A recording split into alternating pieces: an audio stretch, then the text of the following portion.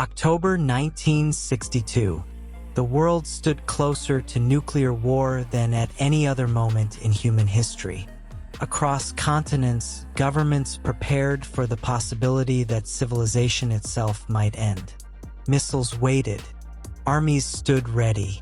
Millions carried on with ordinary life, unaware that history had entered one of its most dangerous hours. Far beneath the surface of the Atlantic Ocean, hidden from every newspaper, invisible to every government, a Soviet submarine drifted through dark water. Inside, one decision was about to determine whether humanity stepped back from the edge or disappeared over it. The man at the center of this story was never supposed to become famous. He never commanded the largest fleet. He never stood before cheering crowds. He never sought recognition for his decisions. In fact, for many years, most of the world never even knew his name. Vasili Alexandrovich Arkhipov was born in 1926 into a Soviet Union still recovering from revolution and hardship. Like many boys of his generation, he grew up in a country that demanded resilience long before it offered comfort. When the Second World War reached the Soviet Union, his generation didn't watch history unfold from a distance. They lived inside it. They learned, often painfully, that war was never an abstract idea discussed by politicians. It was loss. It was sacrifice. It was ordinary families paying extraordinary prices. Those lessons would remain with Arkhipov long after the guns fell silent. They would shape the kind of officer he became, and one day, they would quietly influence a decision that no military academy could ever fully prepare a person to make. By the early 1960s, the world had become divided into two uneasy camps. On one side stood the United States. On the other, the Soviet Union. Suspicion had become routine. Every military exercise was watched. Every political decision was questioned. Every technological breakthrough was measured against the possibility of war. It was a conflict without open battle, yet one that constantly threatened to become one. Historians would later call it the Cold War, but there was nothing cold about the fear it created. Then, in October 1962, that fear became something far more dangerous. American reconnaissance aircraft photographed Soviet nuclear missile sites under construction in Cuba, less than 100 miles from the coast of Florida. For the United States, it was an unacceptable threat. President John F. Kennedy ordered a naval quarantine around the island, demanding that no additional offensive weapons reach Cuba. Across the Atlantic, Soviet ships continued their journey. Military forces on both sides moved to their highest levels of readiness. Around the world, people carried on with ordinary life. Children went to school. Families gathered for dinner. Workers reported for duty. Most had no idea that humanity had begun counting the days to what many feared could become a nuclear war. Deep beneath those anxious headlines, another mission had already begun. One that would unfold far from television cameras, far from world leaders, in the silent darkness beneath the Atlantic Ocean. Hidden beneath the Atlantic Ocean, for Soviet submarines moved toward the quarantine line established by the United States Navy. Among them was B-59. It was unlike the massive nuclear submarines that would later dominate the Cold War. It was smaller, slower, and designed for a mission whose dangers extended far beyond enemy ships. Deep below the surface, communication with Moscow was almost impossible. Days could pass without reliable contact. The crew often had no way of knowing whether events unfolding above them had already changed the course of history. Inside the submarine, conditions grew increasingly difficult. The deeper they remained, the hotter the air became. Fresh air was limited. Carbon dioxide accumulated. Fatigue settled over the crew. Every hour beneath the sea demanded more from both the submarine and the men inside it.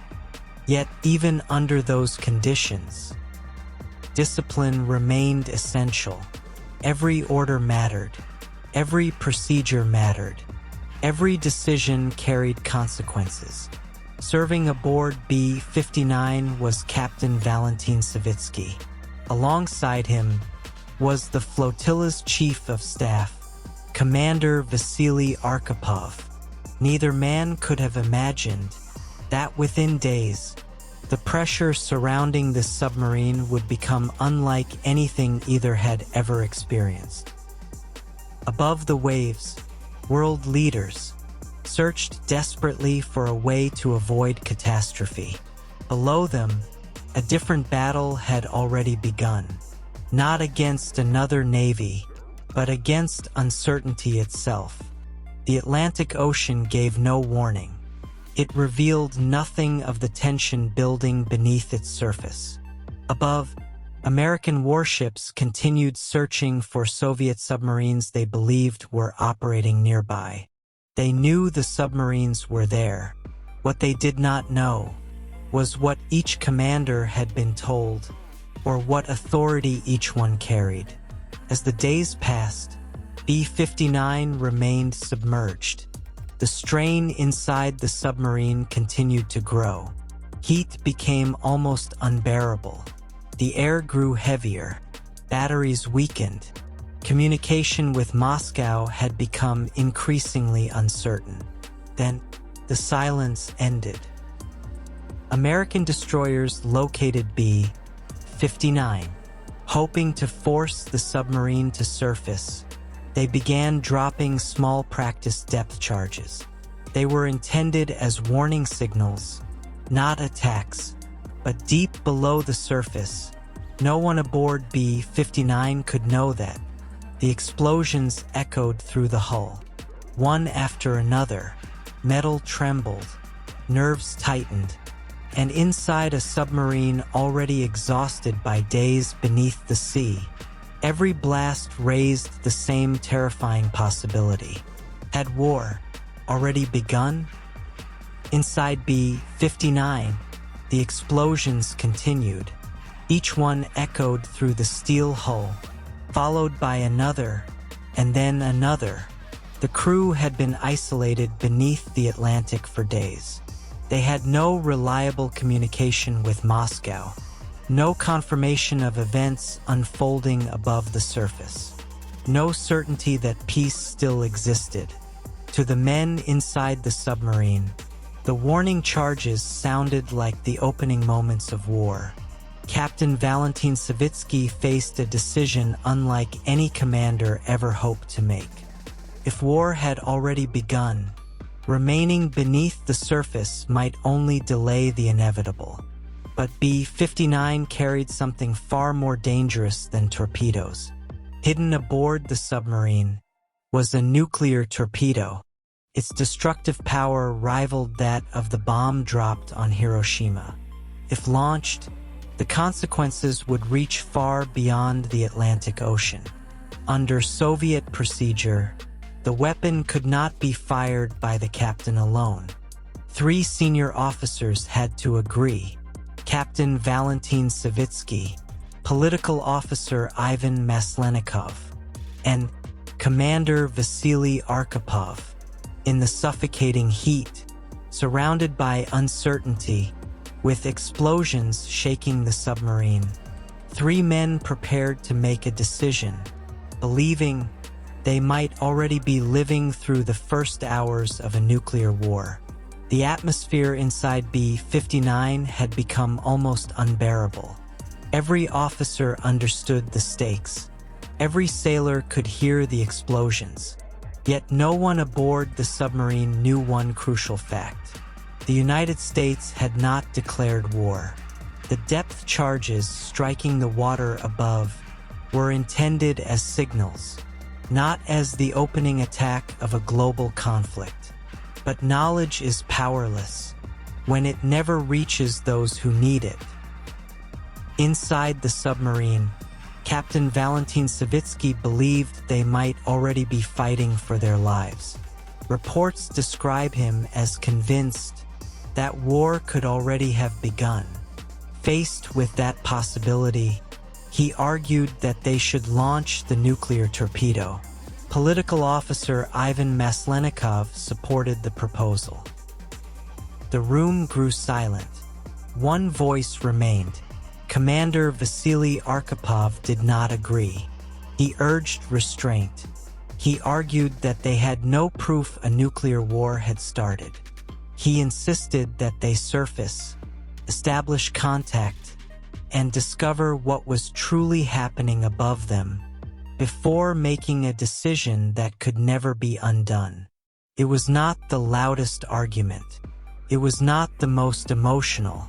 It was simply the calmest. The decision had been made. The nuclear torpedo would remain unfired. Commander Vasili Arkhipov's insistence on restraint prevailed. Rather than launching the weapon, B-59 began the difficult process of surfacing. Slowly, the submarine rose through the darkness, meter by meter, toward the surface, toward fresh air, toward answers. When the hatch finally opened, fresh Atlantic air rushed into the submarine. Exhausted sailors stepped onto the deck. For the first time in days, they looked across an ocean that appeared perfectly ordinary. The world had continued turning. Nuclear war had not begun. The explosions they had endured had been warning charges. The world above, though frightened, was still holding on to peace. In the days that followed, the Cuban Missile Crisis gradually eased. Negotiations continued. The Soviet missiles were eventually withdrawn from Cuba. American missiles would later be removed from Turkey. The confrontation ended not with nuclear fire, but with diplomacy. History would remember those 13 days as the closest the world has ever come to nuclear war. Few people knew just how close that edge had truly been. Commander Vasili Arkhipov would return home. Life moved forward. The crisis became history. The submarine became another chapter of the Cold War. For many years, almost no one outside a small circle knew what had happened aboard B-59. There were no headlines celebrating the decision that had never been made. No crowds waiting to welcome him. No medals awarded for a nuclear torpedo that remained unfired. His greatest act left behind no explosion, only silence.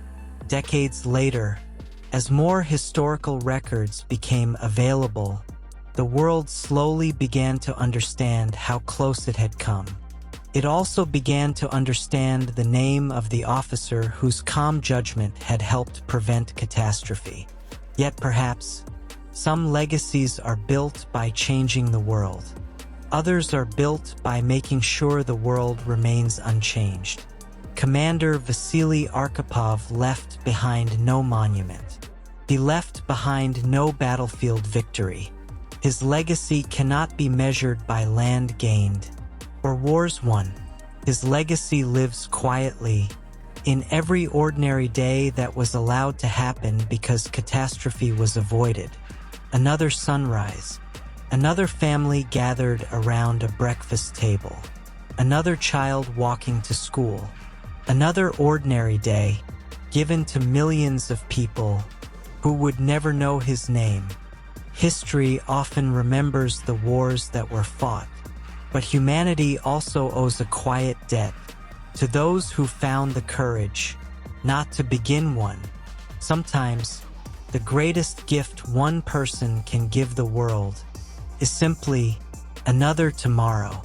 And perhaps that is why Arkhipov's story still matters today. Every generation will face moments when fear demands immediate action.